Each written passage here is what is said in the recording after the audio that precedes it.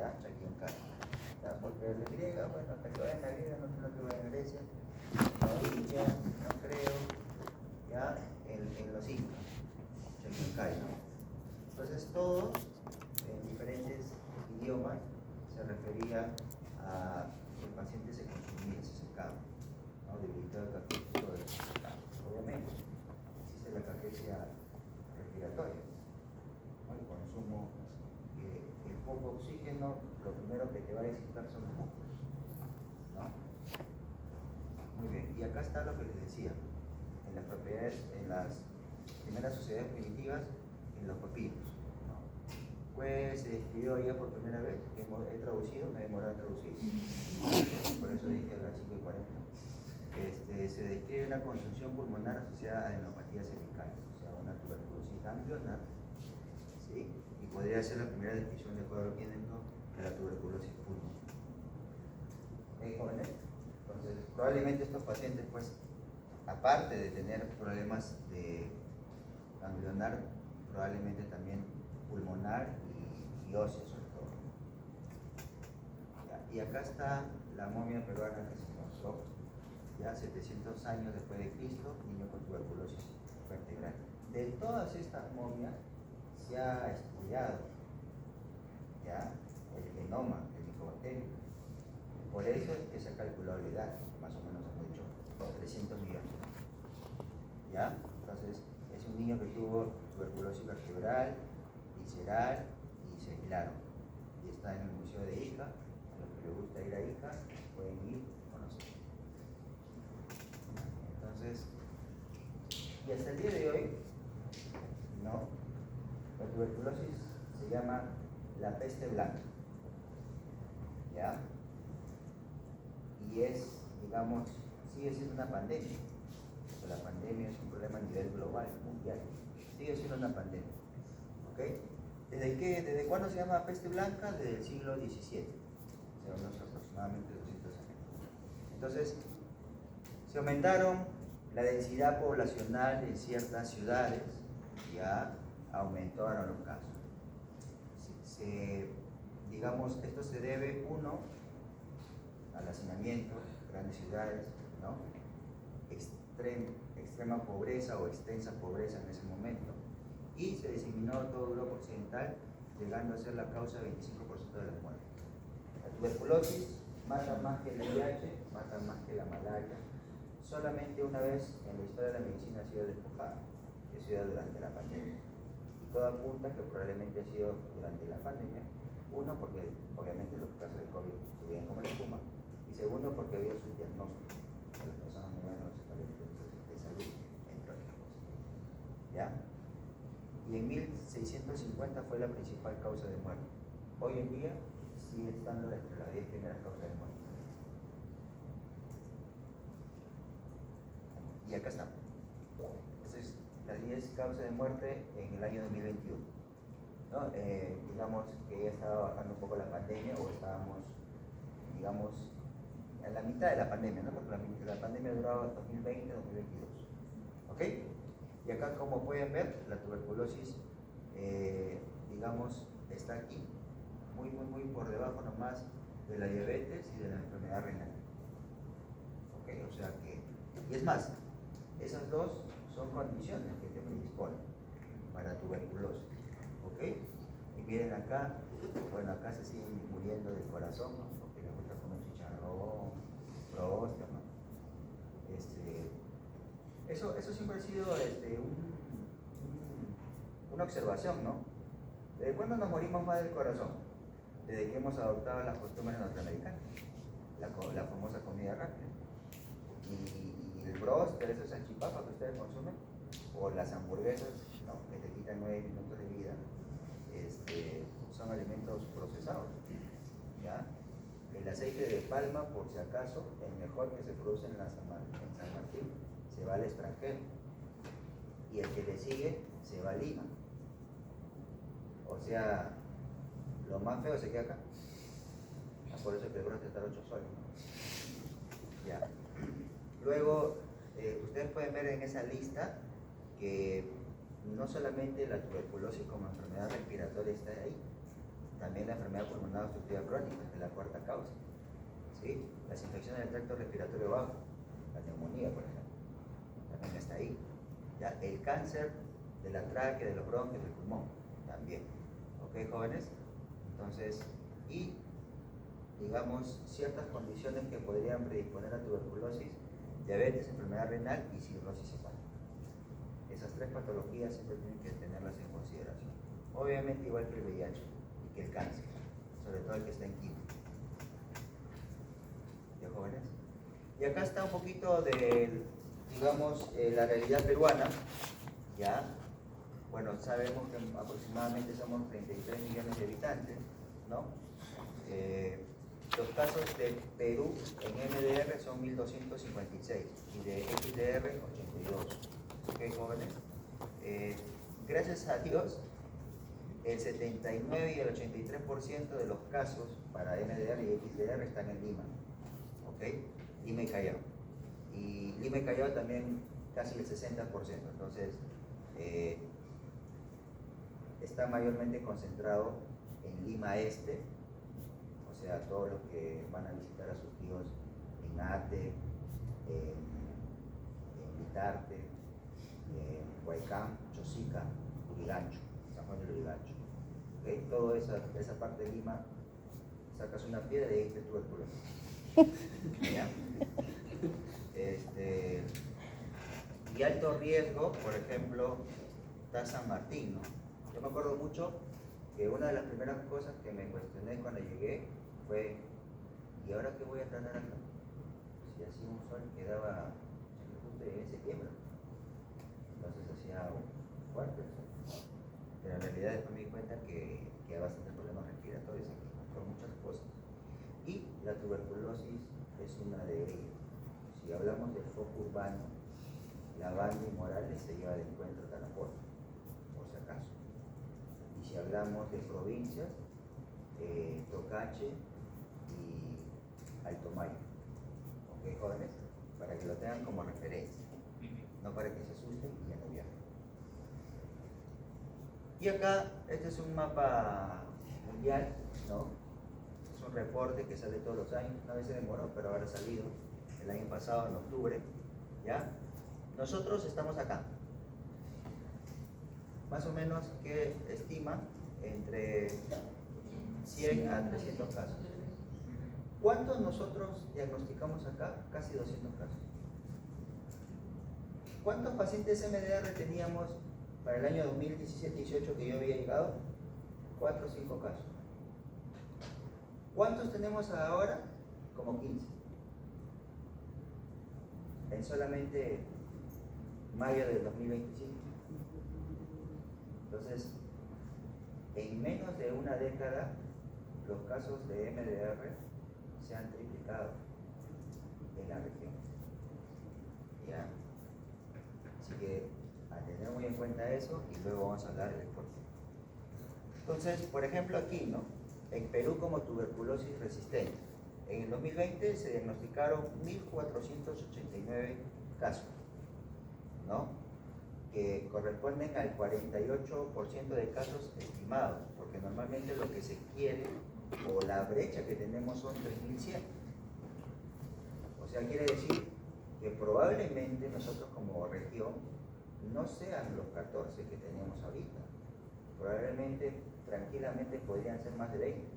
Entonces hay como 6, 5 que no los estamos diagnosticando. Es muy importante esos datos para que ustedes, cuando tengan un caso de tuberculosis, puedan hacer, sobre todo en el primer nivel, la búsqueda de casos, la detección de casos, campañas de casos. No solamente el problema es solamente ver tamizaje de diabetes, tamizaje de VIH, tamizaje de cáncer, sino también de tuberculosis, por si acaso. ¿Ya? ¿Y de qué depende? Pues obviamente que Lima es centro económico del país. Todo está centralizado hasta la tuberculosis, ¿no? Pero, ¿qué tenemos nosotros, digamos, en relación a Lima? Que a nosotros nos llegan pacientes de todo lado. O sea, tenemos un aeropuerto, para empezar. tenemos turismo, somos la tercera ciudad más turística del Perú, ¿sí? Y obviamente tenemos gente también que de cierta manera migra y regresa, por estudio, por trabajo, porque se va a hacer un negocio que es alemán y se regresa acá, ¿no? Porque termina con el novio en línea y se regresa acá, ¿no? Entonces, bueno, hay de todo, ¿ya? Entonces, eso es algo, un punto muy importante para que ustedes lo tengan en consideración. ¿Por qué? Porque nosotros, los primeros casos de MDR no eran casos de aquí, eran casos de Lima, de gente de San Martín que quería vivir en Lima, en ese distrito. No tengo nada en contra de esos distritos, pero lamentablemente hay tuberculosis. Y venían aquí, en Platán, en Sky, y me imagino que ahora también viajan en esta Perú. Ya, entonces, es más, uno de los casos más peculiares que he tenido de tuberculosis fue un caso donde llego al programa de tuberculosis allá cuando trabajaba en Lima todavía. Yo trabajaba para un policlínico, digamos, en Jesús María, y que le prestaba el servicio de salud. Entonces nuestro hospital de referencia era Revalía, ¿no? Entonces la enfermera llega y me dice: doctor, el paciente con tuberculosis, lo voy a derivar. ¿Por qué lo vas a derivar? No, lo voy a transferir. ¿Por qué lo vas a transferir? No, es que ya no va a venir a tomar medicina acá. ¿Y por qué? Si recién está empezando, ¿no? Se supone que el tratamiento es supervisado. No, que acá en Lima vivía o vive con la hermana, pero la hermana le ha sacado un pasaje en bus a Cajamarca y el carro sale a las 3 de la tarde, ¿no? Y lo primero que preguntó fue: ¿y cuántas horas es hasta Cajamarca, de Lima a Cajamarca? Más de 10 horas, pero no, 12 horas. ¿Ya? 12 horas, 40 sujetos, incluido el chofer del bus, iba a pasar con un paciente con tuberculosis. En adultos, ¿cuánto es el tiempo mínimo? 6 horas. E inclusive, algunos hablan que en niños podría ser hasta 15 minutos. De jóvenes. Entonces, para que lo tengan en cuenta. ¿Ya? Y miren también aquí los casos de MDR o resistencia a rifampicina, como han aumentado, son los que mayormente tenemos, ¿ya? Y también había algunos casos sin pruebas de sensibilidad. Eso ya debería pasar a la historia. ¿Qué grupo etario? Pues lamentablemente el económicamente activo, o sea, lo de su edad de ustedes, ¿no? Porque ustedes son estudiantes, pero hay algunos que trabajan a su edad, o sea, no estudian medicina y trabajan, o como ustedes que a veces trabajan en horas, ¿no? En semana. No, no he dicho nada. ¿He dicho algo mal? Otra cosa que había dicho en el segundo hora de izquierda. ¿Qué? Tampoco sería malo, es un trabajo. Entonces, lamentablemente, el grupo económicamente activo, ¿qué quiere decir? Que pueden estar en los centros comerciales, pueden estar en los cines, pueden estar en la Anaconda, ¿no? O pueden estar en el bus, o en la movilidad que los lleva a Juanpú y a Moyobamba, o donde viven, ¿no? Entonces hay que tener muy en cuenta eso. ¿Ya? Ahora vamos a hablar un poco del agente etiológico. Bueno, esto se lo voy a dejar porque si los mareo, de verdad, como no han leído microbiología y deben saber qué cosas son en su clase, ¿no? ¿Ya? Ahí están los primos hermanos, ¿ya? Del Mycobacterium tuberculosis complex. Entonces se dan cuenta que algunos son patógenos estrictos, otros son presentaciones raras, otros son enfermedades ocupacionales, los veterinarios sobre todo. Hemos dicho focas, lobos de mar, ¿no? Delfines, ¿ya? Entonces, ahí están las características. ¿Cuál es la característica primordial? Tuberculosis le encanta el oxígeno, por eso su órgano diana es el pulmón. ¿Ok? Pero Es una bacteria tan, pero tan inteligente que se adapta a medios hostiles. No despierta inmunidad, no digamos, despierta inmunidad antigénica. Se puede estar dormido en un rincón, parece un vagabundo, pero cuando encuentra los medios se empieza a multiplicar.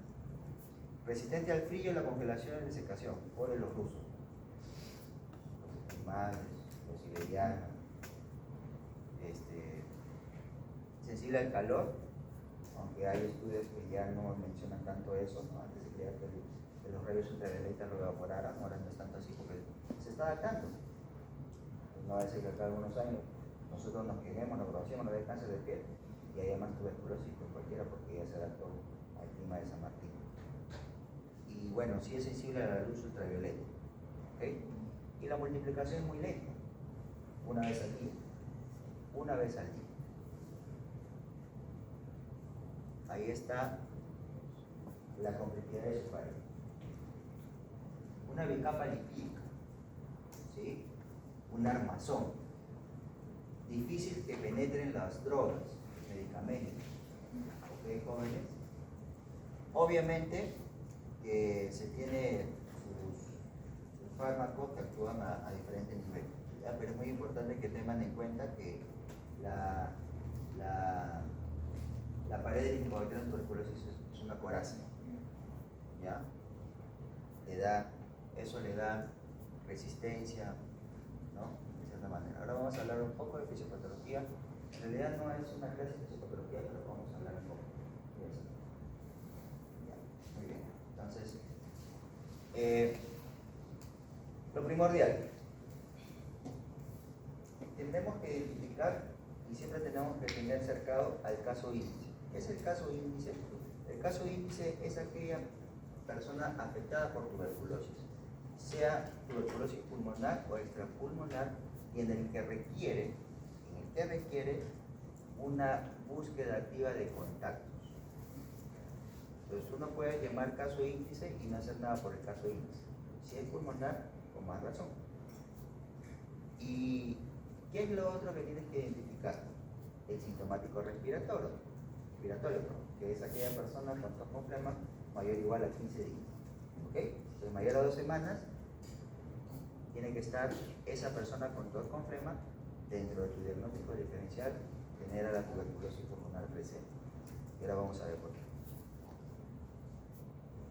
Toda partícula virulenta, infecciosa, es más pequeña. Ya lo hemos dicho en la clase anterior. Las partículas infecciosas se llaman partículas de Wells. Pueden tener menos de 5 micras, pueden ir en las gotitas, en aerosol, juntar más o menos entre 3 a 5 y pueden llegar un montón de gotitas al parénquima pulmonar, ¿ya? Y esto, de cierta manera, va a provocar, ¿sí? ¿Ya? Va a provocar una reacción. Primero, una reacción de inmunidad innata. Entonces, siempre es importante tener en cuenta el caso índice. Ahí están los posibles casos índices, sobre todo en el caso de tuberculosis pulmonar. Se puede hablar de tuberculosis pulmonar protil positivo, TBK 2, 3 cruces, o ácido alcohol resistente, ¿sí? Positivo, y también actualmente con prueba molecular rara. ¿Ok, jóvenes?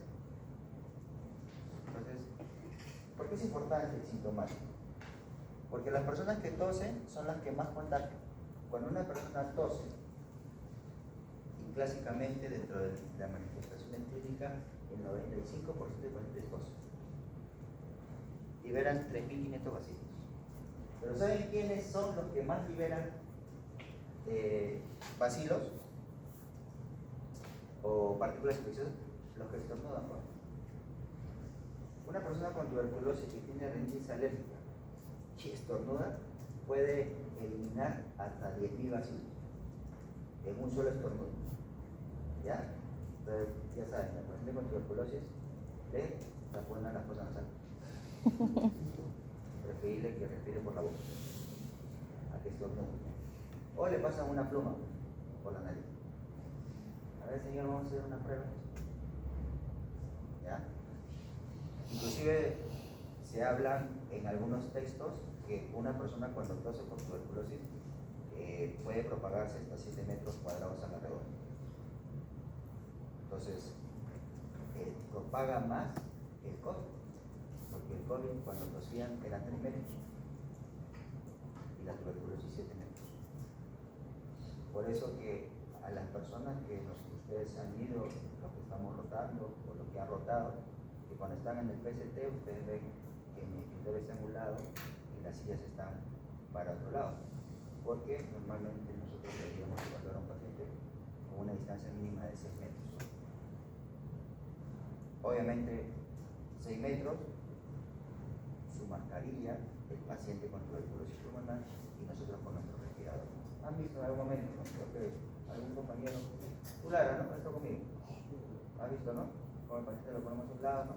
Entonces, si no tose, si está con mascarilla, entonces nosotros estamos con respirador, vamos a evitar o vamos a tener barreras que nos puedan, digamos, exponer a la tuberculosis.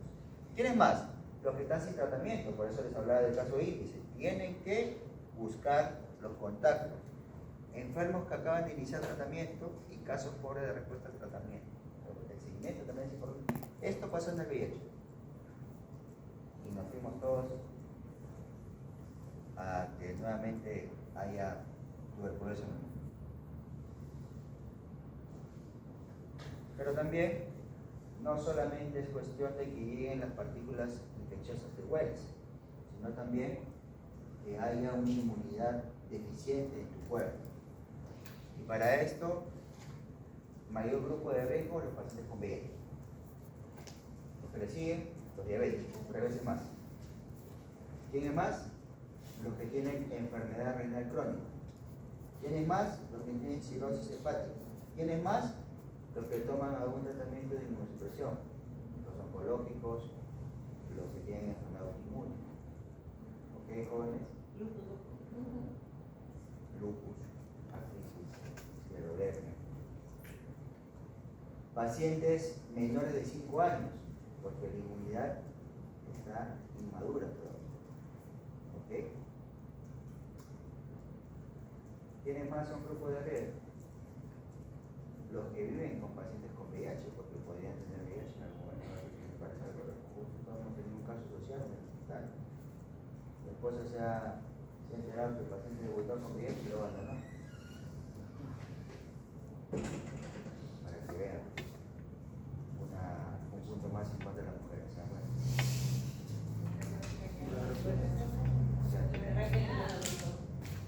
Y si ella le transmitió, Claro. No. ya tenemos una eliminación. Muy bien. Entonces, no todos los pacientes que se exponen a la tuberculosis van a hacer la enfermedad. Por ejemplo, yo me sorprendí la vez que me hicieron mi PTE porque salió una tuberculosis en el estaba así toda enarascada, no para que salga algo, nada. Nada de agresivo. Y a veces se dan cuenta que estoy sin mascarilla, ¿no? Pues, adrede, ¿no? Para ver si llega algún momento algo, nada. El vacilo creo que se va así. Se va como el mosquito así. ¿Ya? Bueno. Entonces, pero sí te puedes quedar infectado. Sí te puedes infectar. Toda persona que está infectada por tuberculosis va a tener una prueba de PPD, que ahora vamos a ver, positiva. ¿Ya? Pero puede haber un 10% a lo largo de tu vida donde puedas tener tuberculosis. Eso aumenta con las poblaciones que hemos hablado. Entonces, es como lo que antes se discutía, ¿no? Litiasis vesicular, asintomático, un par de piedras. La pregunta era, ¿le saca la vesícula? ¿Sí o no? Y la respuesta era que tenía su controversia porque el tener litiasis vesicular sin hacer colecistitis, sin hacer pancreatitis, sin hacer coledocolitiasis, el que dijo le cáncer de vesícula. Pero no es más del 5%. Pero ahí vamos al azar. de 100 personas, que 5 tengan cáncer de vesícula, no sabemos quiénes van a ser. Entonces, ¿cuál es una buena medida? Sacarlo. Igualito en el caso de las poblaciones vulnerables, ya lo vamos a ver. ¿Ya? Este riesgo puede aumentar cuando tienes, como le dije, VIH. Y 30% también cuando tienes diabetes, 3 veces más. ¿Ok? Entonces, vamos acá, ya. Entonces nosotros tenemos un macrófago alveolar que se va a querer comer cualquier cosa. Es el Power Ranger de la inmunidad.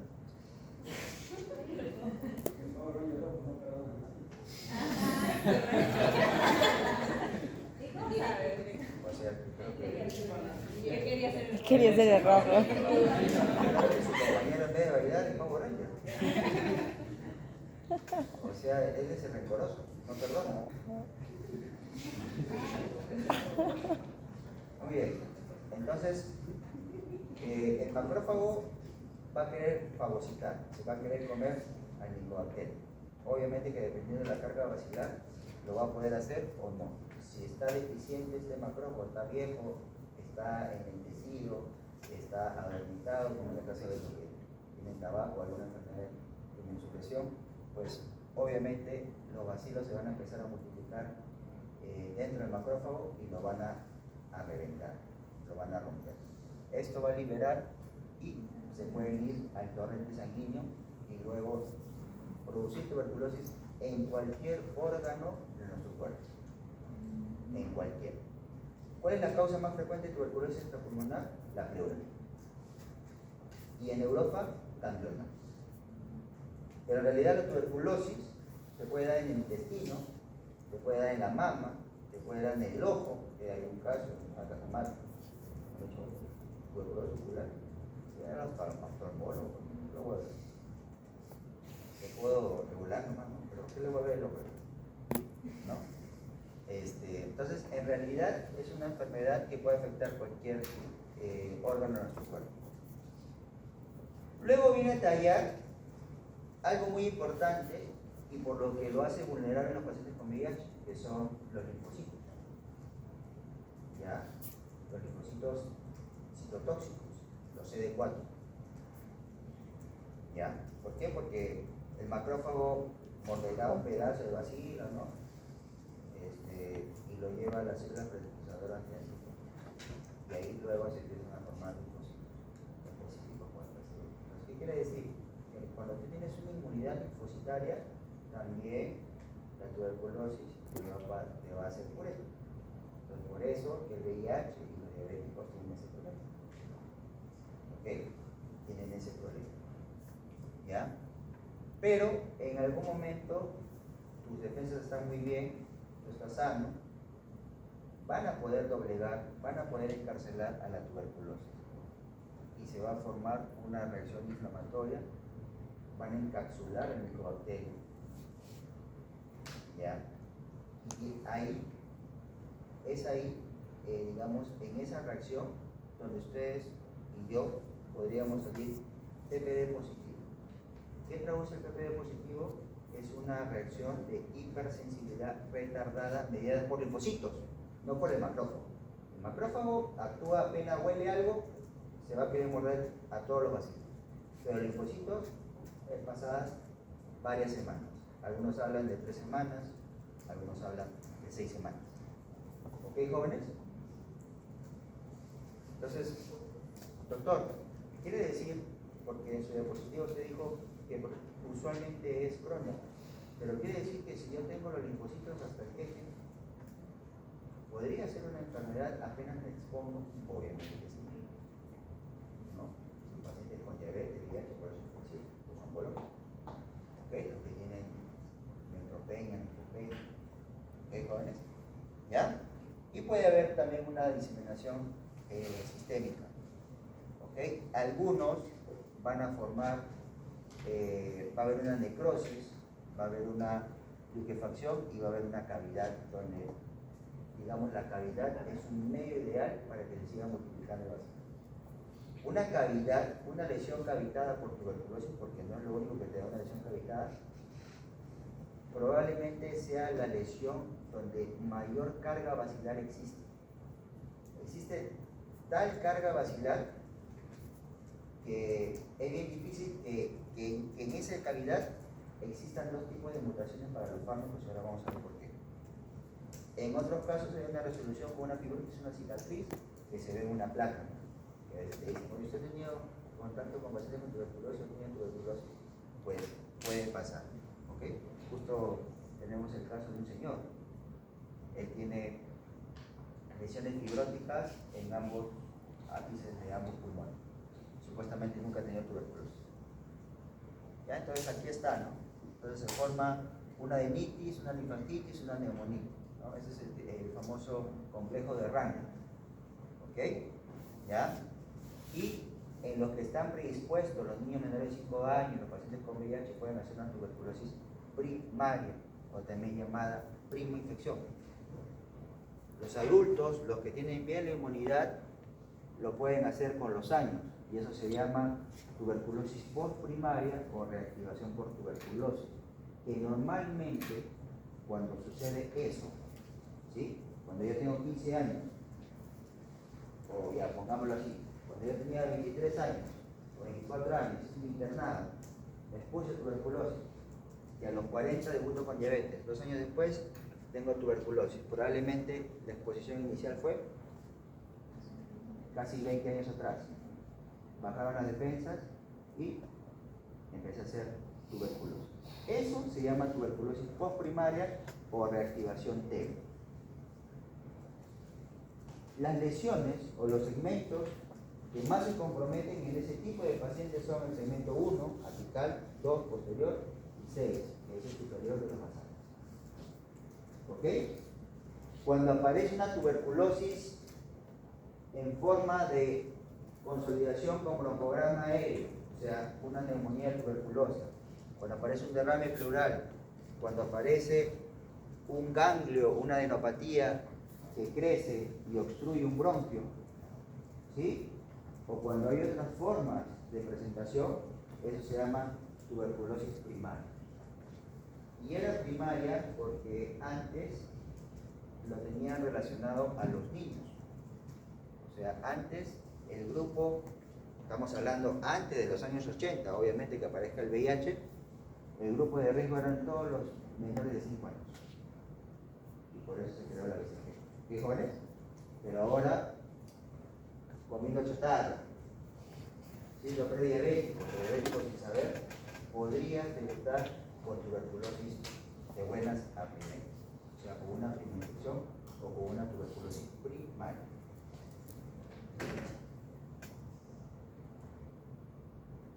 Ay, perdón.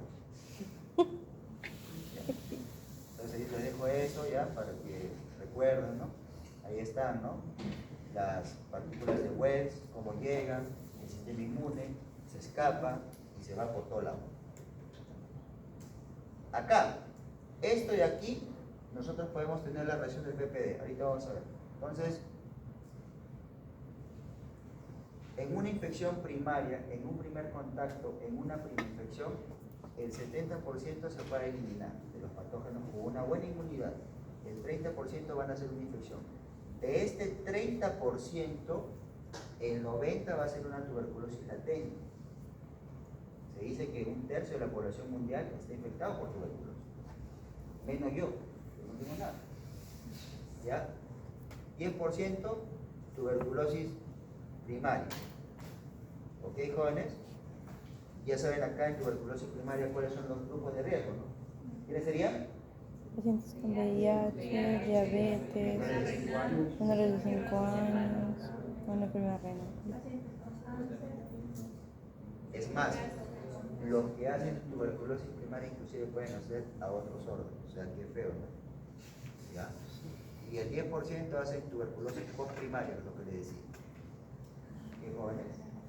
Entonces, por eso, doctor, pero un 10%, pues, un 10%, o sea, ¿a quién no le gustaría, digamos, nacer sabiendo que va a tener algún cáncer y cambiar sus estilos de vida para no desarrollarlo? ¿A quién no le gustaría? O que te digan, tienes 50% de probabilidad, o ya pongámoslo, 30% de posibilidad de tener diabetes.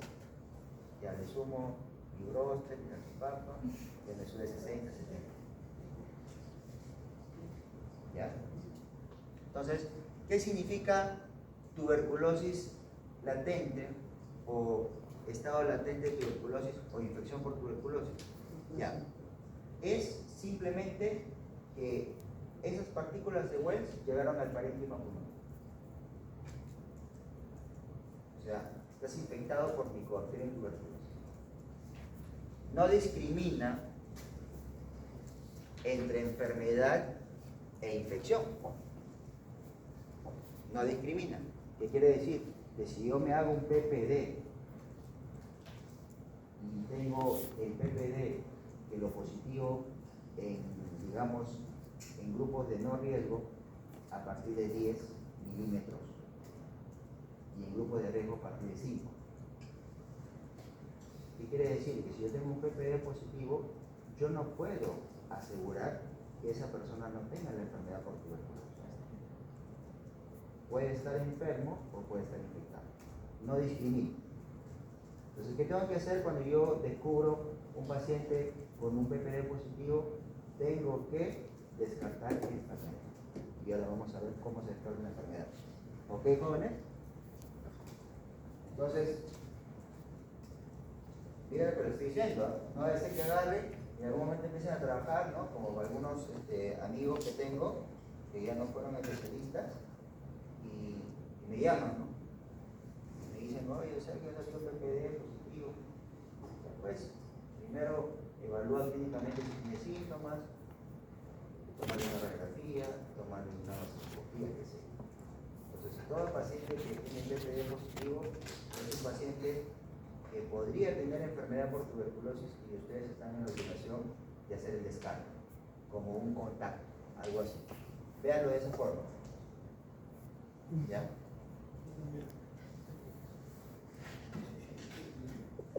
Entonces, acá por ejemplo, la mamá tenía tuberculosis su caverna, eliminaba 10 a la 8, 10 a la 9 vacilos. ¿Ok? Con un niño solamente con suficiente con 15 minutos. Ya, pero pasaban 6 horas, porque el niño pasaba otras 6 horas en el pollo. Ya. Y las otras 6 horas con su papá. Sí. Entonces, hay una conversión, miren, entre 6 a 8 semanas. ¿Y por qué menciono eso también? Porque hay gente que se emociona y no estudia bien el caso índice. Entonces, yo para hacer un PPD tendría que primero evaluar bien el caso índice, preguntar el tiempo de enfermedad de un paciente con tuberculosis. ¿Qué sucedería si me dijera, es lo mismo que me diga que tiene sintomatología hace 3 semanas que me diga que tiene hace 3 meses? No. Evidentemente que no, porque probablemente el mayor riesgo y el que me ha contribuido a la propagación sea el de 3 meses. Y el de 3, el de 2, tengo que ver si vive con los hermanos, si vive con los papás, entre otras cosas, ¿se dan cuenta? ¿Ya? Entonces, y puede haber una resolución espontánea, porque tengo tan buena inmunidad que tengo una resolución espontánea, pero queda la latencia, y eso puede progresar con el tiempo. Entonces, ahí está por eso, ¿no? ¿Cuál es el riesgo de progresar? 5% en los primeros 2 años, y el 5% en los años posteriores.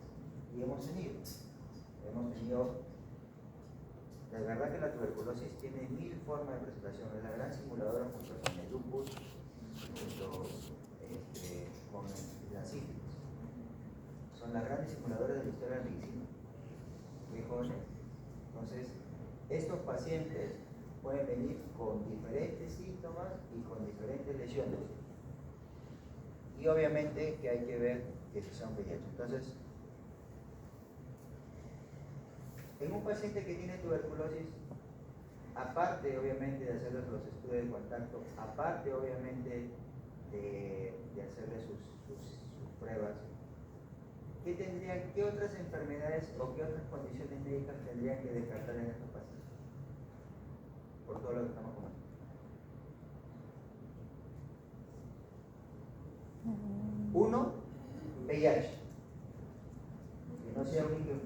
infección con VIH. Y 2, diabetes. Y más en nuestra región, diabetes. Entonces estos pacientes por lo menos deberían tener una glucosa basal. ¿Sí? Muy bien. Entonces, acá como les decía, mayor o igual a 5 milímetros, población de alto riesgo. VIH, niño menor de 5 años, inmunosuprimido, porque está tomando corticoides o algún tratamiento inmunosupresor. Mayor o igual a 10 milímetros, positivo, población general, con riesgos identificados. ¿Ok? ¿Ok, jóvenes? ¿Ya? Ahora, grupo de riesgo. Como tienen el riesgo de enfermar, y yo no sé en qué momento de la vida, pero tienen un riesgo, así sea del 10%, así sea del 30%, así sea del 21 veces más, ¿no? ¿Qué cosa pasa? Es más, el VIH tiene de 7 a 10 veces más posibilidades de tener tuberculosis cada año que tiene VIH. Cada año, joven. O sea, aparte de vivir, digamos, tomando tratamiento, que ahora ya tienen tratamientos muy descentralizados y muy buenos, tienen ese riesgo, joven. Entonces, pero, ¿por qué se mueren los pacientes con VIH? Precisamente porque lamentablemente sucede lo que sucede con todo el mundo cuando la tiene fácil. Cuando tú la tienes fácil, no te preocupes. Cuando tú la tienes difícil, te preocupas. Entonces, ¿qué pasa? Como son drogas que hoy en día son muy buenas, les hacen tan bien a los pacientes que ellos se sienten bien y ya no quieren tomar. Y abandonan los tratamientos. Y cuando vienen, ya vienen con problemas o con infecciones oportunistas, o ya vienen con una carga basilar, o mejor dicho, viral importante, y vienen con un recuento de CD4 muy bajo. Ya no hay mucho peso. ¿Ok, jóvenes? Entonces, en estos grupos de riesgo se puede evitar el riesgo que enfermen de tuberculosis activa. Eso es la idea. Entonces, ustedes ahora que están estudiando, por ejemplo, digamos, otras patologías, ¿no? Si ustedes tienen leucemias, ya saben que hay que, antes de que empiece el tratamiento, que se haga su descarte de tuberculosis o su PPD. Un paciente con diabetes también se podría hacer su PPD. Un paciente con VIH, ni que se diga. Un paciente inmunosuprimido, un paciente que va a recibir corticoides por largo tiempo, también, porque no sabes. El corticoide solamente necesitas 15 miligramos al día para tener riesgo de tuberculosis por si acaso. ¿Ok? Y acá están los nuevos esquemas, porque eso es lo que se quiere ahora, ¿no? Que no lleguen a enfermar. Entonces, hay esquemas para tuberculosis latente o infección latente por tuberculosis, ¿no? Ahí hay diferentes esquemas. Antes solamente teníamos el primero, isoniazida. Ahora tenemos isoniazida más rifampicina, sola, rifampicina más isoniazida. ¿Ya? Y tenemos inclusive para menos de 2 años. ¿Ok, jóvenes? Muy bien, ahora vamos al diagnóstico. Esto ha evolucionado. Ha evolucionado en el contexto de que nosotros tenemos que ver, estos parámetros no pueden faltar. Quizás los primeros que tienen que tener en cuenta son los parámetros clínicos y las pruebas moleculares rápidas que han desplazado, digamos, a la vaciloscopía y al cultivo. Y ahora vamos a ver por qué. ¿Ok, jóvenes? Entonces siempre tengan en cuenta estos parámetros. Los diagnósticos se hacen con diferentes, digamos, con diferentes ingredientes. Sí, y cierra la puerta. Muy bien. Entonces, acá les dejo las operaciones, digamos, operativas, de cuándo es un caso probable, cuándo es un caso de TEVEX, entre otros. Y acá, las definiciones operativas en casos de resistencia. ¿Qué dijimos? ¿Cuánto porcentaje de tuberculosis resistente hay? Más del 60%. ¿Dónde se encuentra esa población? En Lima y Callao. Acá los vuelos vienen directos de dónde? Entonces, para que lo tengan en cuenta. Entonces, existen también resistencia a medicamentos, ¿no? Que lo vamos a ver luego. ¿ya? Pero más o menos vayan viendo que ahora en las definiciones actuales se habla del pre-XDR, que antes solamente se llamaba como un pre, o sea, era algo que se conocía a voces, pero todavía está prescrito y ya está validado como una definición, y el XDR que ha cambiado la definición. Ahorita vamos a ver por eso.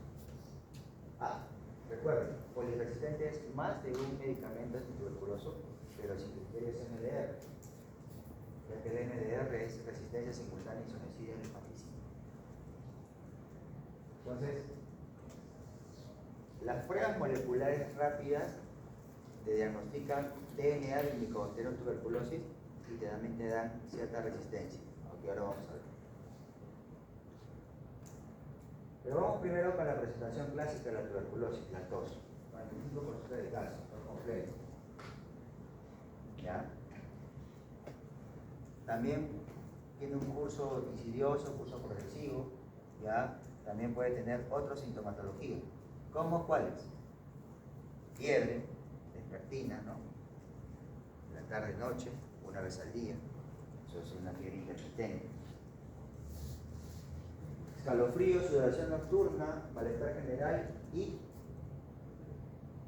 la anorexia y la pérdida de peso o hiporexia. Inclusive en los pacientes con VIH jóvenes que tienen presentaciones atípicas, ustedes deberían valorar la tos de cualquier evolución, la fiebre, la sudoración nocturna y la pérdida de peso. Si ustedes no tienen ninguna de esas 4 variables en la evaluación de un paciente con VIH, 97% de probabilidades que no tenga tuberculosis. Entonces tienen que saber, y para eso les hemos hasta cierto punto existido en epidemiología, que puedan realizar una buena anamnesis. Porque esa es la clave, no hay otra cosa. ¿Ya? Más aún si estás en el cerro, peor. ¿Ya? O más aún si estás en tu consulta privada. En ese momento no vas a tener la tomografía y la resonancia. ¿Ya? Con más razón. Y más del 10 al 20% pueden no tener ninguno de estos síntomas al momento del diagnóstico. Es cierto. Es cierto. Porque la tuberculosis es la gran simuladora. Pero yo creo que si ustedes buscan, van a encontrar. ¿Ya? Es más difícil tener solamente tos y que sea asma que tener tos y que sea tuberculosis. ¿Qué quiero decir? Que es más frecuente tener solamente tos y que tenga tuberculosis que solamente tener tos y que sea asma. Mejor, ¿no? Para que más o menos vean el contexto. Ya, obviamente que hay un montón de causas de la tos y que hoy día no vamos a hablar porque no es epidemiología. Hoy día en algún momento hemos hecho clase de tos, creo, ¿no? ¿O no?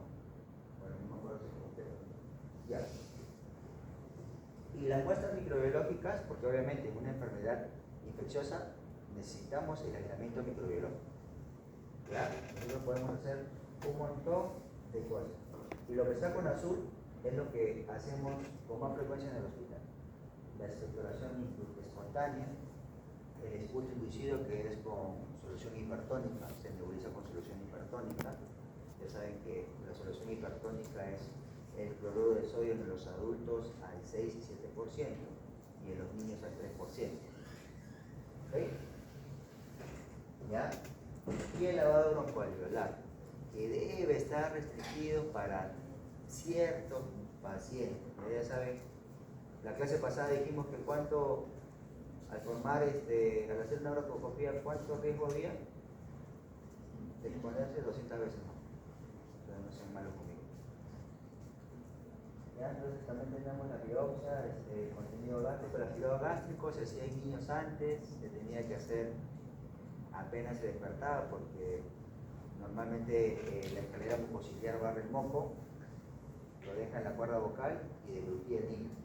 Entonces si tú se despertabas y el niño empezaba, digamos, a pasar saliva, se despertaba todo su sistema nervioso, los vacilos que estaban en el estómago se iban a ir al duodeno, el píloro y toda la demás. O el píloro y después el duodeno. Entonces, eso tenía que hacerlo antes que o apenas se despierte, tienes que estar ahí con tu sonda para hacer la microbiología. El hisopado laringio ya no se hace. La tuberculosis más contagiosa es la laringe, más que la pulmonar. Y ahora vamos con las pruebas moleculares. Rápidas ya. Bueno, la clase pasada estábamos hablando de que en 1986 se fabrican las primeras máquinas de biología molecular para aislar, digamos, el ARN de los virus. La Fundación Bill Gates, en el año 2004, financia mediante una prueba que se llama el Gene Expert, ¿no? Empiezan digamos, a hacer estudios para detectar la tuberculosis de manera rápida. Esos estudios de biología molecular detectan el DNA en tiempo real, ¿no? ¿Ya? Y aparte de eso, te dan, digamos, la sensibilidad o la resistencia en ese momento solamente a la rifampicina, que es la principal droga para el tratamiento de la tuberculosis. ¿Okay? Para el año 2010, la OMS lo pone dentro de sus recomendaciones de diagnóstico.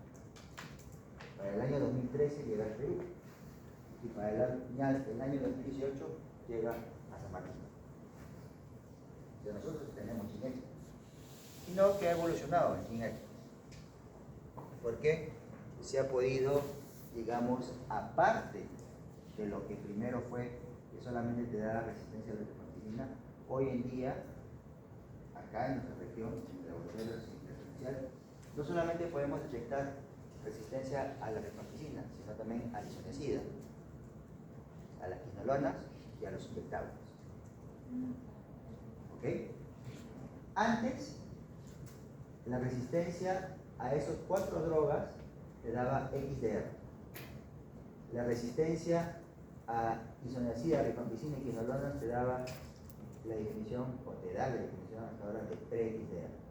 Por eso es lo que les decía la diapositiva que entonces, lamentablemente, ¿por qué ya no se llama Expert XDR? Sí, se llamó Expert XDR, pero ahora solamente se llama Expert 10 color. Porque la definición de XDR cambió, joven, y ahora le voy a decir cuál es. ¿Ok? Entonces, el 98% o más del 90%, mejor dicho, de resistencias a la rifampicina se da en el gen RPOB. ¿Ok? Por eso que esa prueba era muy importante. La sensibilidad podía llegar hasta el 90%, hasta el 98% de muestra de esputo, o sea, quiere decir que solamente había un 2% que no se detectaba. En cambio, la sensibilidad del esputo, de la vaciloscopía de esputo, puede llegar en una buena muestra, y inclusive siendo 3 buenas muestras, hasta el 85%. O sea, el esputo solamente te da una sensibilidad de 64 y si Dios es bueno, hasta el 85. En cambio esta, 98, casi 100. ¿Ya? Casi 100.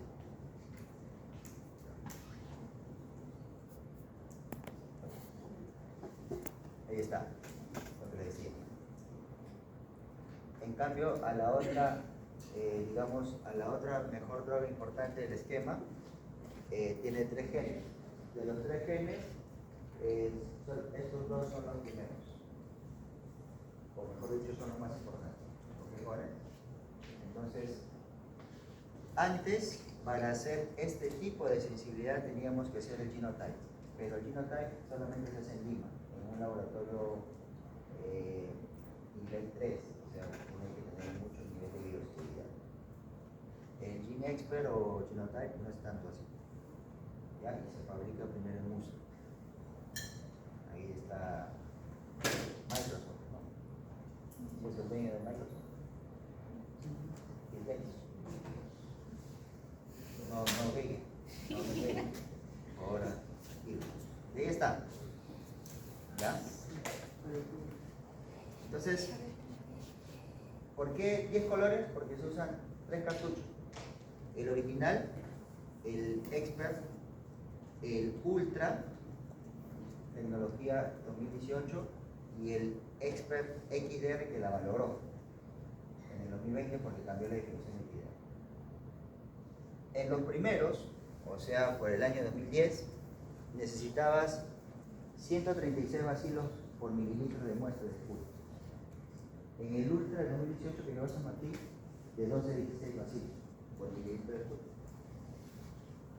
Y en este amplía la sensibilidad o detección de resistencia a isoniazida, a quinolona, a inyectable.